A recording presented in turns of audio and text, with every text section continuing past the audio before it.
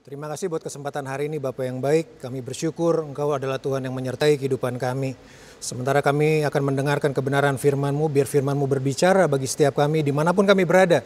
Pada pagi hari ini Tuhan, apapun yang sedang terjadi dalam kehidupan kami tahu Kau adalah Tuhan yang memperhatikan, Kau Tuhan adalah yang peduli dalam kehidupan kami. Berbicara lewat firman-Mu, sembuhkan yang sakit, kuatkan yang lemah. Bangkitkan semangat yang sudah patah, harapan yang sudah mulai hilang, Kau akan munculkan kembali pengharapan karena kami percaya dalam Tuhan ada kehidupan yang baru, dalam Tuhan ada kekuatan yang baru. Berbicaralah buat kami sekali lagi Tuhan Yesus. Kami mengucap syukur, ambil alih waktu-waktu ini, Engkau yang kuasai dan Engkau yang ambil alih semuanya. Dalam nama Yesus kami menyerahkan ini, kami mengucap syukur. Amin. Selamat pagi Bapak Ibu Saudara sekalian. Saya percaya bahwa Bapak Ibu dalam keadaan yang baik-baik pada pagi hari ini. Nggak terasa kita udah ada di minggu yang ke-51 di tahun 2020. Ada begitu banyak hal yang terjadi selama tahun 2020 ini. Ada begitu banyak mungkin pergumulan, kesulitan yang sedang kita hadapi. Tapi di atas semuanya bahwa Tuhan adalah tetap Tuhan yang berdaulat dalam kehidupan kita semua. Saya yakin akan hal itu dan saya percaya Bapak Ibu juga yakin akan hal itu. Dan minggu ini kita memasuki minggu, udah mulai 4-5 hari lagi kita akan merayakan Natal. Dan ini mungkin akan menjadi kali pertama, saya percaya ini juga kali pertama dalam kehidupan saya kita buat Natal secara online. Enggak masalah dengan Natal secara online buat saya secara pribadi, karena Natal kan bukan sekedar bicara mengenai perayaannya, bukan sekedar bicara mengenai hadiahnya, bukan sekedar bicara mengenai hal-hal pernak-pernik kado-kado Natalnya, tapi Natal kan berbicara mengenai sebuah makna yang penting, yang harus kita dapati, yang harus kembali kita resapi, yang harus kembali kita renungkan dalam perjalanan kehidupan kita di dunia ini. Nah, makna Natal yang akan kita bicarakan, makna Natal yang akan kita rayakan, makna Natal yang akan kita resapi pada pagi hari ini sangat berkaitan dengan tema selama 1 bulan. Selama 1 bulan ini kita bicara mengenai generosity, kita bicara mengenai kemurahan hati. Dan hal pertama buat saya pribadi bahwa makna Natal yang paling pertama adalah menunjukkan bahwa God is a generous God. Tuhan adalah Tuhan yang sangat murah hati. Jelas, Tuhan adalah pribadi yang sangat murah hati. Minggu pertama Pastor Jonathan Patiasina udah khotbahkan dengan sangat bagus. Dia bilang bahwa kalau mau belajar mengenai kemurahan hati, bahwa kemurahan hati itu selalu bersumber daripada Yesus Kristus. Betul. Dan makna Natal yang sesungguhnya adalah membicarakan bahwa Tuhan adalah Tuhan yang murah hati. Tuhan adalah Tuhan yang generous dalam kehidupan kita. Bahwa kemurahan hati dimulai daripada Tuhan. Bahkan kalau saudara perhatikan selama saudara jadi jadi anggota gereja atau saudara menjadi orang Kristen, ada satu karakter yang sering kali kita dengar, yang paling sering kita dengar, paling sering kita kenal selama perjalanan kekristenan kita. Salah satu karakter Tuhan disebut dengan Tuhan itu adalah Tuhan yang baik. Bukan sekedar sering itu kita kenal, bukan sekedar itu sering kita dengar, bahkan sering kita nyanyikan. God is good. Tuhan adalah Tuhan yang baik. Nah, itu menunjukkan bahwa Tuhan adalah Tuhan yang baik, adalah Tuhan yang generous. Tuhan adalah Tuhan yang murah hati buat kehidupan kita para manusia. Dari mana kita tahu bahwa Tuhan adalah Tuhan yang murah hati? Loh, buktinya dia memberikan kita, buktinya Tuhan memberikan matahari dan hujan hari-hari ini buat kita orang baik dan yang jahat juga. Itu menunjukkan bahwa Tuhan adalah Tuhan yang generous. Itu menunjukkan bahwa Tuhan adalah Tuhan yang murah hati dalam kehidupan kita semua. Salah satu ayat yang sangat populer, salah satu ayat yang sangat dikenal dalam Alkitab dan salah satu ayat juga yang sering dipakai kalau saudara berbicara mengenai khotbah Natal adalah Yohanes 3 ayat yang ke-16. Ayat yang sangat familiar buat kita semua, tapi di Yohanes 3 ayat 16 itu membuktikan, menunjukkan bahwa Tuhan adalah Tuhan yang murah hati. Yohanes 3 ayat yang 16 berkata begini, karena begitu besar kasih Allah akan dunia ini sehingga ia telah mengaruniakan anaknya yang tunggal supaya setiap orang yang percaya kepadanya tidak binasa melainkan beroleh hidup yang kekal. Karena begitu besar kasih Allah akan dunia ini, sehingga ia telah mengaruniakan anaknya yang tunggal, supaya setiap orang yang percaya kepadanya tidak binasa, melainkan beroleh hidup yang kekal. Hal ini menunjukkan bahwa Tuhan adalah Tuhan yang sangat murah hati loh dalam kehidupan kita semua. Alkitab tulis gini, karena begitu besar kasih Allah. Seberapa besar kasih Allah? Sebegitu besar. Artinya apa? Nggak bisa diukur. Nggak bisa satu orang pun, satu makhluk pun yang ada di dunia bisa mengukur begitu besar, begitu dalam, begitu tinggi, begitu lebarnya kasih Tuhan dalam kehidupan kita. Makanya ditulisnya sebegitu besar. Sebelum saya lanjutkan, saya harus bicara buat saudara. Kalau saudara hari ini berkata bahwa Tuhan gak sayang saudara, saudara salah besar. Tuhan sangat-sangat sayang buat kita semua. Bahkan saya tulis ya, saya pakai bahasa sekarang bahwa Tuhan tuh sayang kita kebangetan banget gitu ibaratnya. Udah kebangetan banget, kenapa? Sebegitu besar Tuhan sayang pada kita. Nah waktu Tuhan sayang pada kita, Alkitab tulis gini, karena begitu besar kasih Allah, sehingga ia mengaruniakan anaknya. Kata yang dipakai, ia memberikan anaknya. Tuhan adalah Tuhan yang generous. Apa buktinya Tuhan adalah Tuhan yang generous? Dia berikan anaknya. Nah mari saya beritahu buat saudara. Saudara gak akan pernah bisa melepaskan kasih dengan pemberian. Kasih itu selalu datang dengan pemberian, selalu datang dengan memberi. Kalau saudara berkata bahwa saudara mengasihi, itu otomatis saudara adalah menjadi orang yang memberi. Karena itu adalah seperti mata koin, dua mata koin di mata uang, di satu koin. Saudara nggak pernah bisa melepaskan kasih dan memberi. Alkitab tulis bahwa kasih dan memberi adalah satu paket yang kita nggak pernah bisa pisahkan dalam kehidupan. Nah kalau saudara tulis, Pastor Rick Warren satu kali tulis begini. Dia tulis kata kunci di Alkitab dalam bahasa Inggris. Kalau saudara ketik kata believe atau percaya, itu muncul 272 kali. Kata berdoa, pray, itu muncul 371 kali. Wah, lebih banyak. Kemudian kata love, kata kasih, itu muncul 714 kali dalam Alkitab. Dan kata give, kata memberi, kata murah hati, itu muncul 2152 kali dalam Alkitab. Ini kan menunjukkan bahwa dalam Alkitab aja Tuhan selalu membuktikan bahwa Tuhan adalah Tuhan yang generous. Saudara gak pernah bisa melepaskan pemberian dari kasih. Kasih itu selalu berjalan bersama-sama dengan pemberian. Kalau saya berkata bahwa saya mencintai istri saya, kalau saya bicara bahwa saya mengasihi istri saya, tapi saya gak pernah berikan waktu buat dia, gak berikan pikiran saya untuk dia, gak berikan tenaga untuk dia, bahkan berikan materi untuk dia, itu bukan kasih. Karena kasih selalu disertai dengan pemberian. You can give without loving, but you cannot love without giving. Saudara bisa memberi tanpa saudara mencintai. Tapi gak pernah mungkin waktu saudara mencintai tanpa memberi. Gak pernah mungkin, kenapa? Karena kasih dan pemberian selalu berjalan bersama-sama. Sebegitu besar kasih Allah akan dunia ini sehingga dia mengaruniakan anaknya yang tunggal. Makanya cinta atau kasih itu dimulai memang pertama dari perasaan. Cinta dan kasih itu dimulai dari perasaan, dilanjutkan dalam perkataan, tapi diakhiri dengan perbuatan. Sekali lagi, cinta atau kasih itu dimulai dari perasaan, dilanjutkan dalam perkataan, diakhiri dengan perbuatan. Jadi kalau saudara berkata saudara mengasihi cuma sampai di mulut dan gak ada perbuatannya, itu bukan kasih. Tapi waktu saudara mengasihi dan kemudian saudara merasakan, kemudian saudara mengucapkan, kemudian saudara melakukannya, itu baru kasih, dan itu yang ditunjukkan oleh Tuhan dalam kehidupan kita semua. Tuhan adalah Tuhan yang sangat murah hati loh. Dia gak cuma sekedar ngomong doang, dia berikan buktinya dengan kirimkan Yesus Kristus dalam kehidupan kita semua. Hal pertama bicara mengenai generosity, hal pertama untuk memasuki beberapa hari lagi Natal, bahwa saudara dan saya perlu mengerti bahwa Tuhan adalah Tuhan yang generous. Tuhan adalah Tuhan yang murah hati, dia bukan Tuhan yang sekedar omong doang, dia Tuhan yang membuktikan apa yang dia katakan. Dia membuktikan apa yang menjadi perasaan cintanya dalam kehidupan kita semua. Generosity selalu berawal dari sebuah pemahaman, sebuah pemikiran bahwa Tuhan adalah Tuhan yang murah hati dalam kehidupan kita semua. Nah kemudian muncul pertanyaan, kenapa kita harus menjadi orang yang generous sih? Kenapa kita harus menjadi orang yang murah hati sih dalam kehidupan? Yang pertama, yang mau saya sodorkan buat Bapak Ibu, teman-teman sekalian, bahwa generosity atau kemurahan hati membawa kita serupa seperti Tuhan. Tadi kita udah bicara di awal bahwa Tuhan adalah Tuhan yang generous. Tuhan adalah Tuhan yang murah hati. Dan waktu kita hadir sebagai manusia, ingat, kita manusia tuh hadir ke bumi, tujuan tertinggi kita, tujuan kita hadir ke dunia untuk menjadi serupa dan segambar dengan Tuhan. Itu Kejadian pasal yang ke-1 ayat ke-26. Itu menjadi panggilan tertinggi, itu menjadi tujuan tertinggi dalam kehidupan kita semua. Nah, generosity itu, kemurahan hati itu membawa kita menjadi semakin serupa dengan Tuhan. Loh betul loh, betul. Saya mendapati hari-hari ini, udah lama sih beberapa hari ini, kalau lagi saya sendiri kemudian merenung, kemudian saya mendapati loh gaya bicara saya, itu gaya bicara ayah saya loh. Saya dapatin begitu, gaya saya duduk sekalipun kemudian saya cermatin, itu gaya almarhum papa saya duduk.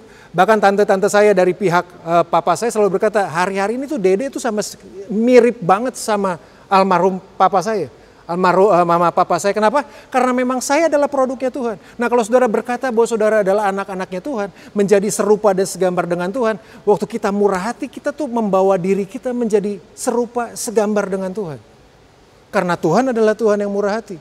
Waktu kita menjadi murah hati, kita menjadi generous, orang yang generous dalam memberi, murah hati dalam memberi, kita menjadi serupa dengan Tuhan. Gak mungkin kan begini saudara, gak mungkin kalau misalnya saudara punya anak, kemudian anak saudara mirip tetangga. Kan sangat gak mungkin, itu ada di luar, itu gak normal sama sekali. Nah demikian pula kita. Kalau saudara dan saya menyebut diri kita adalah anaknya Tuhan, kita harus menjadi sama serupa dengan Tuhan.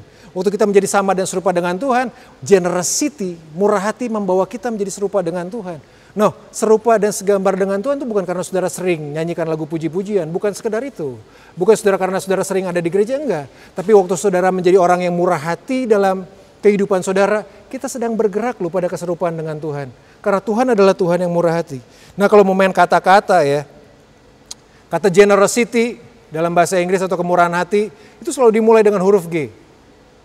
Sama dengan kata God, sama dengan kata Tuhan. God is a generous God. Lawannya kemurahan hati, lawannya generosity adalah disebut dengan egoisme, keegoisan, mementingkan diri sendiri.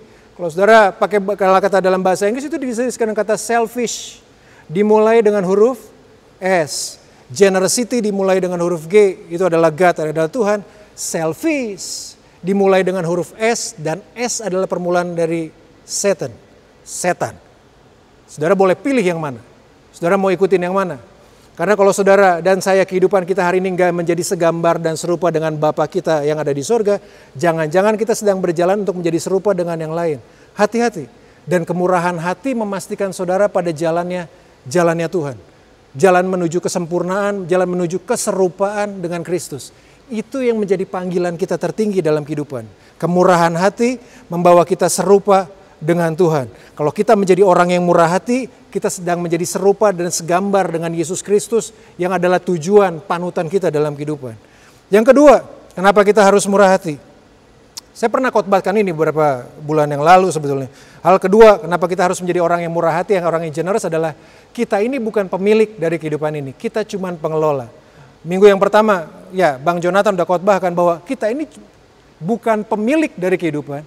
Kita cuma pengelola. Kita ini bukan owner, kita cuma manajer dari kehidupan kita ini.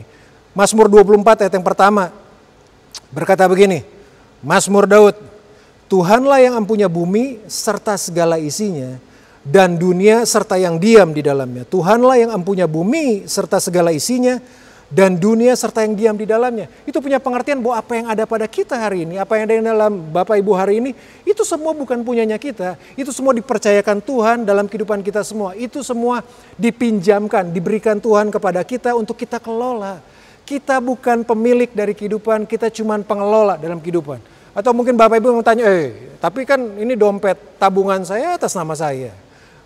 Rumah masih atas nama saya. Kemudian apa? Saudara punya motor, punya kendaraan, itu atas nama saya pribadi loh. Tertulis atas nama saya pribadi. Betul, itu atas nama saudara. Tapi mari kita mulai merenungkan sejenak, sebentar. Siapa yang ngasih hidup, siapa yang ngasih nafas dalam hidup saya dan saudara? Tuhan kan? Semua yang ada pada kita, bahkan istri, keluarga, semua yang nempel pada kita hari ini, semua yang ada pada kita hari ini, itu miliknya Tuhan. Dipercayakan buat kita untuk dikelola. Dan saudara mau tahu, satu-satunya yang kita miliki, satu-satunya yang punyanya kita, satu-satunya yang tertulis atas nama kita, itu cuma dosa kita. Dosa kita tuh punyanya kita pribadi loh, bukan punyanya Tuhan. Dosa kita adalah ketika manusia lahir datang ke dunia, bawa dosa dan dosa atas nama pribadi, atas nama kita sendiri. Dan saya harus beritahu, bahkan untuk hal yang namanya dosa aja, Yesus lakukan, Yesus menebus kita dan memerdekakan kita daripada dosa. Untuk hal yang terburuk yang kita miliki yang namanya dosa aja, Tuhan tebus loh. Itu menunjukkan bahwa kita ini cuma pengelola. Kita ini bukan pemilik dari kehidupan ini. Pernah bayangin? Kalau sampai satu kali nanti Tuhan datang di waktu pagi, kemudian datang pada saudara, kemudian dia datang bawa sebuah tagihan berapa banyak biaya yang saudara harus bayarkan karena atas nafas, atas oksigen yang sudah dia beri dalam kehidupan. Saya yakin gak ada satu orang pun yang terkaya di dunia sanggup buat bayar itu loh. Bayangin kalau Tuhan kemudian datang untuk charge saudara, tagih saudara untuk nafas yang dia beri, untuk segala sesuatu, untuk tenaga yang dia beri. Gak ada satu pun kita yang sanggup bayar. Dan Tuhan kan gak pernah minta itu. Tapi Tuhan kepengen kita menyadari bahwa hidup kita ini adalah dipercayakan oleh Tuhan. Hidup kita ini adalah hidupnya Tuhan yang kita minta untuk kelola. Bulan lalu kita bicara mengenai trustworthy, dapat dipercaya. Itu kan sama konsepnya. Bahwa kita cuma mengelola. Kita bukan memiliki semua hal yang ada dalam kehidupan ini. Bahkan untuk apa yang kita miliki yang namanya dosa aja Tuhan beresin loh. Itu menunjukkan bahwa Tuhan adalah Tuhan yang generous. Kalau semua yang kita miliki dalam hidup adalah punyanya Tuhan, jangan sombonglah jadi orang. Ingat loh, orang sombong itu disayang setan. Bukan disayang Tuhan.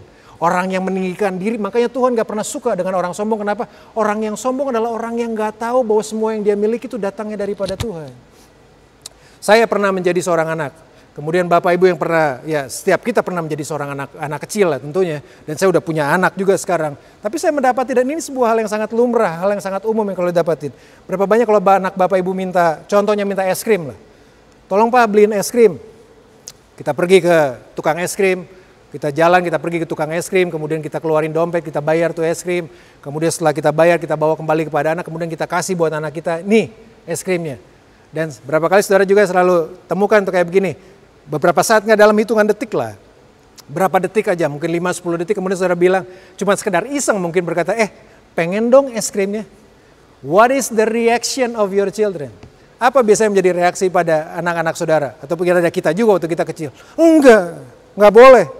Ini es krim saya, ini punya saya. Ada begitu banyak pelajaran penting dalam hal kayak begitu, ya.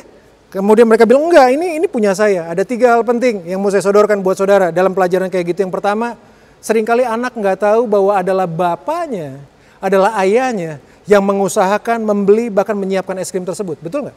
Dalam hitungan detik dia udah lupa bahwa itu adalah es krim yang ada di tangannya ini, itu adalah pemberian papanya loh beberapa detik yang lalu, iya nggak? Berapa banyak kita juga lupa bahwa yang kita dapatin hidup hari ini itu adalah pemberian Tuhan loh. Pemberian yang diberikan oleh Tuhan dalam kehidupan kita semua. Anak seringkali nggak sadar bahwa adalah bapaknya yang menjadi sumber apa yang dia miliki sekarang. Apa yang menjadi sumber yang dia dapatkan pada hari ini. Yang pertama, pelajaran penting adalah gini. Ya, anak kadang-kali kita lupa. Kita lupa, kita nggak sadar bahwa adalah Tuhan yang memberikan kita berkat pada hari ini, memberikan kita kehidupan pada hari ini.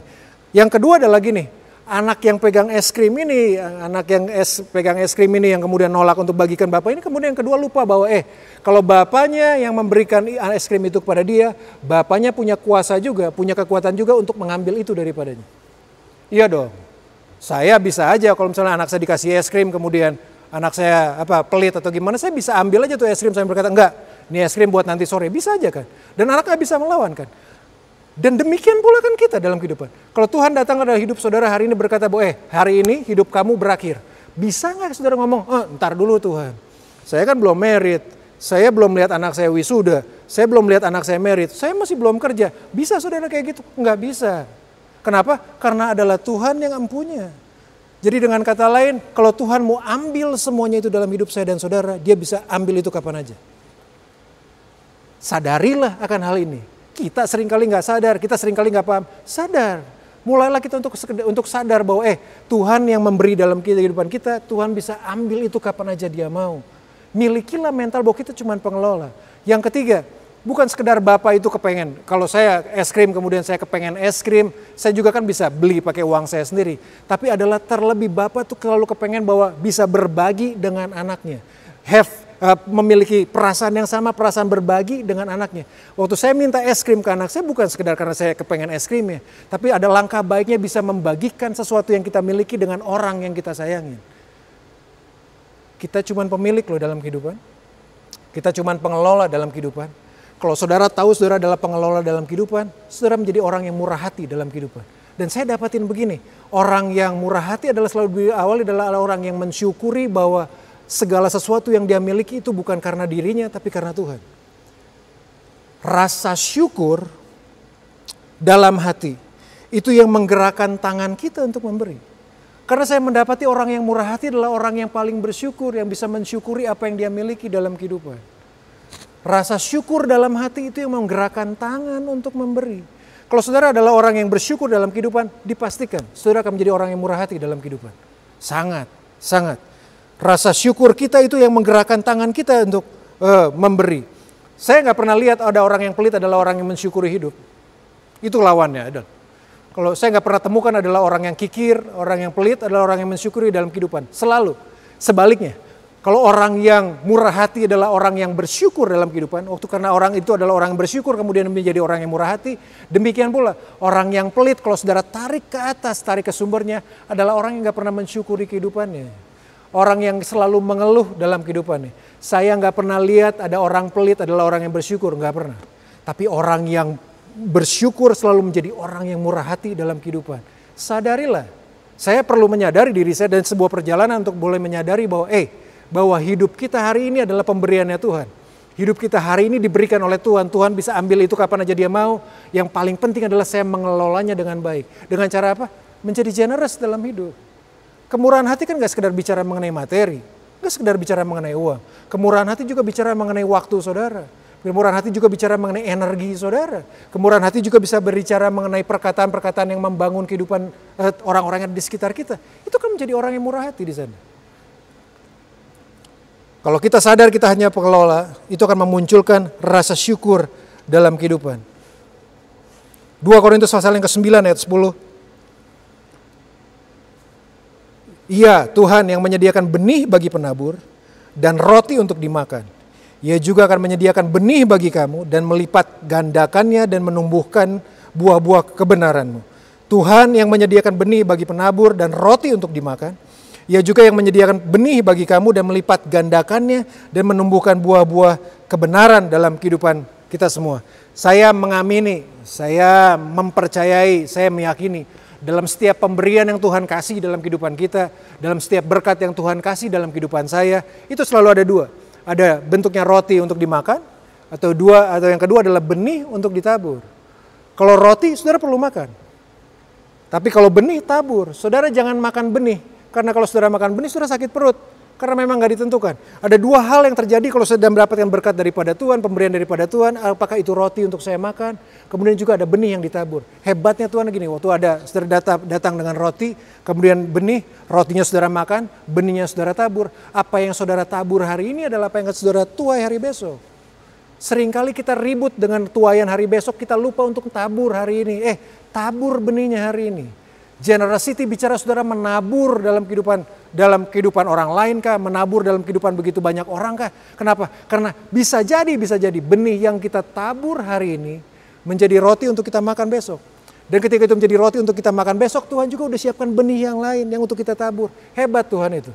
Dia tahu bahwa yang terbaik dalam kehidupan kita anak-anaknya. Waktu kita tabur, kita akan tuai.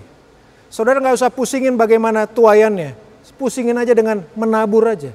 Pusingin aja dengan menjadi generous aja. Pusingin aja dengan menjadi murah hati, memberi aja dalam kehidupan kita semua. Saya Amsal pasal yang ke-11. Ayat yang ke-24. Ini ayat yang sangat saya pegang sampai pada hari ini. Amsal 11 ayat yang ke-24. Ada yang menyebar harta tetapi bertambah kaya. Ada yang menghemat secara luar biasa namun selalu berkekurangan. Saya suka perkataan bahasa Inggrisnya, terjemahan The Message-nya. The world of the generous gets larger and larger. The world of the stingy gets smaller and smaller. Dunia orang yang murah hati itu semakin besar dan besar. Sementara dunia orang yang kikir, dunia orang yang pelit itu semakin kecil dan semakin kecil. Mengertilah saudara. Waktu Tuhan berkata bahwa kenapa kita menjadi generous adalah karena Tuhan adalah Tuhan yang generous. Kedua karena kita adalah pengelola. Dan yang ketiga Tuhan cuma kepengen ini melihat dunia kita menjadi dunia yang semakin lebar. Dunia yang semakin besar. Dunia itu bicara apa? Bicara kehidupan bicara pengaruh yang baik yang kita berikan bagi orang lain. Waktu saudara tabur dalam kehidupan orang lain. Waktu saudara menabur benih yang baik dalam kehidupan orang-orang yang ada di sekitar saudara. Dunia saudara, pengaruh saudara akan menjadi semakin besar. Bukankah Matius 5 ayat 16 berkata gini, demikianlah hendaknya terangmu bercahaya di depan orang supaya mereka melihat perbuatanmu yang baik dan memuliakan Bapamu yang di sorga. Waktu saudara menabur menjadi generous, murah hati dalam kehidupan begitu banyak orang, orang akan melihat terang saudara bercahaya. Orang akan melihat begini, terang saudara, terang hidup saudara menjadi bercahaya, saudara memiliki kehidupan yang berbeda dan pada akhirnya akan memuliakan Bapa yang di sorga. Cara terbaik untuk mengalahkan kejahatan adalah dengan melakukan kebaikan. Dengan melakukan kebaikan, Alkitab tulis kita sedang menewaskan, membunuh kejahatan. Hari ini. Dengan semua, 1 tahun ini ada begitu banyak pelajaran yang mungkin kita alami. menjadi generous lah dalam kehidupan kita. Menaburlah, memberilah lebih banyak dalam kehidupan kita. Karena saya mendapati, ya jujur saya mendapati, kalau urusan tentang kehidupan saya, berkaitan dengan kepentingan diri kita sendiri, kita menjadi orang yang generous, kita menjadi orang yang hambur, menjadi orang yang royal untuk kepentingan diri kita sendiri. Tapi ketika bicara mengenai kepentingan orang lain, kita menjadi orang yang pelit. Hari ini kita harus balik kelihatannya prinsip itu. Karena gak sesuai dengan apa yang Tuhan inginkan dalam kehidupan kita semua. Tuhan kepengen bahwa hidup kita menjadi hidup yang bercahaya dengan melakukan perbuatan baik pada ujungnya supaya orang akan melihat Kristus dan mereka akan memuliakan Bapa yang di surga. Kenapa kita harus generous? Karena waktu kita menjadi generous, murah hati, kita menjadi serupa dengan Tuhan.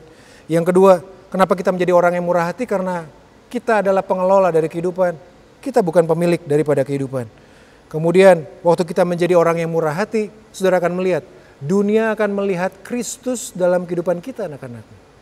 Dunia akan melihat bahwa Kristus Bapa adalah Bapa yang baik, bahwa Tuhan bisa dilihat, kenapa? Lewat perbuatan baik, lewat kemurahan hati yang kita tabur dalam kehidupan orang yang ada di sekitar kita. Apa sih hal praktis yang harus kita lakukan?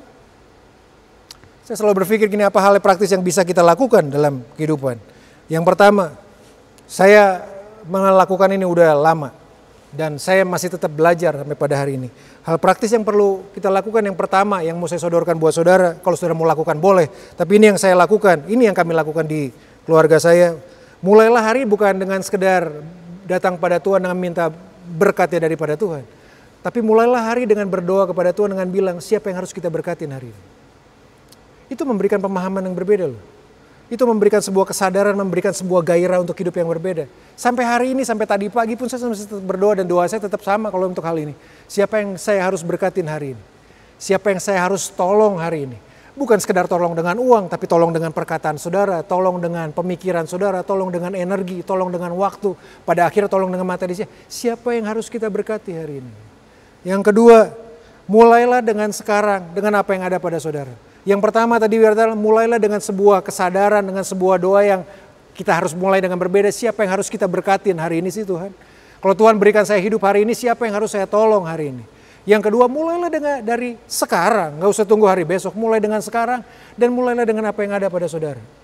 Dan saudara akan melihat, waktu saudara melakukan akan hal ini, saudara dan saya sedang berjalan menjadi semakin hari itu semakin serupa loh dengan Tuhan. Semakin hari kita menjadi semakin dibawa pada keserupaan dengan Tuhan. Dan itu kan memberikan gairah dalam kehidupan. Memberikan kesukaan dalam kehidupan. Siapa yang harus saudara berkati hari ini? Mulailah dengan apa yang ada pada saudara dan mulailah hari ini. Mulailah sekarang dan gak usah tunggu nanti. Saya akan akhiri dengan sebuah perkataan dari mentor rohani sih. Satu kali beberapa tahun yang lampau saya dan istri menceritakan apa yang saya alamin dari papa mertua. Apa yang kehidupan yang dia jalanin sampai akhirnya kemudian dia meninggal. Nah, Cornelius Wing, satu kali kemudian dia di atas di semua apa yang kami sharing, apa yang kami bicarakan, dia sampai pada sebuah kesimpulan dan dia berikan dengan sangat, dan saya tetap pegang itu, kami sekeluarga tetap pegang itu sampai hari ini. Dia cuma berkata gini, papa kamu tuh, maksudnya papa mertua saya itu adalah punya prinsip ini, cukup bagi diri sendiri, limpah bagi orang lain. Cukup bagi diri sendiri, limpah bagi orang lain. Kalau saudara Tuhan berikan kelimpahan pada hari ini, cukup pada kapasitas saudara, kelimpahannya beri buat orang lain. Waktu saudara beri buat orang lain, waktu saudara murah hati dalam kehidupan orang lain, waktu saudara tolong orang lain, waktu saudara menabur dalam kehidupan orang lain, percayalah. Bukan sekedar kita menjadi serupa seperti Tuhan, tapi orang-orang yang ada di sekitar kita bisa melihat Tuhan dalam kehidupan kita semua. Dan satu pelajaran yang saya juga gak akan pernah lupa dari papa saya dan juga papa mertua saya, dia selalu bilang, kalau mau tolong orang, gak usah pandang agamanya, gak usah pandang sukunya apa. Selama dia manusia, ditolong. Dan itu yang harusnya kita lakukan kan. Selama itu manusia, selama itu orang, tabur kebaikan dalam kehidupan mereka semua. Kenapa? Karena Tuhan memberikan panas dan memberikan hujan buat orang baik dan orang jahat. Taburan saudara, pemberian saudara, your generosity, kemurahan hati saudara, itu yang akan membuat perubahan dalam kehidupan setiap orang. Dunia nggak sekedar butuh khotbah yang bagus, enggak. Enggak. Kalau khotbah yang bagus bisa menyelamatkan bereskan masalah dunia, udah beres dari kapan-kapan tahu. Yang dunia butuhkan bukan sekedar khotbah yang bagus, bukan sekedar perkataan yang bagus, tapi dunia butuh perbuatan baik yang muncul keluar dari kehidupan kita anak-anak Tuhan yang memiliki Tuhan yang baik yang akan mengubahkan kehidupan begitu banyak orang. Mendekati akhir tahun di 2020, mendekati Natal nanti di waktu-waktu yang ke depan, mari kita mulai untuk membagi kehidupan kita buat orang-orang kita yang ada di sekitar kita.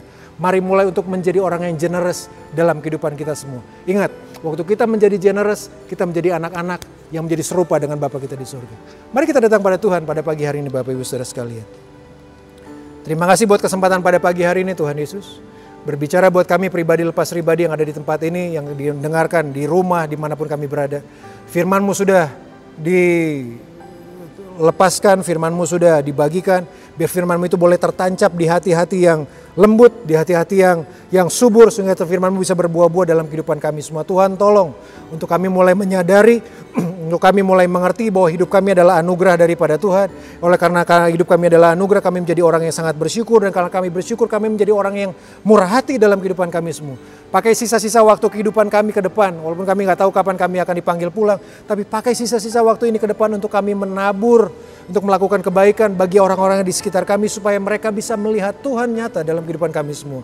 Berkati kehidupan anak-anak-Mu, berkati kehidupan kami semua. Kami meletakkan hidup kami sekali lagi ke dalam tangan kuasa Tuhan. Terima kasih Bapa yang baik, di dalam nama Tuhan Yesus kami menyerahkan doa ini, kami mengucap syukur. Haleluya, amin. Tuhan Yesus memberkati Bapak Ibu Saudara sekalian.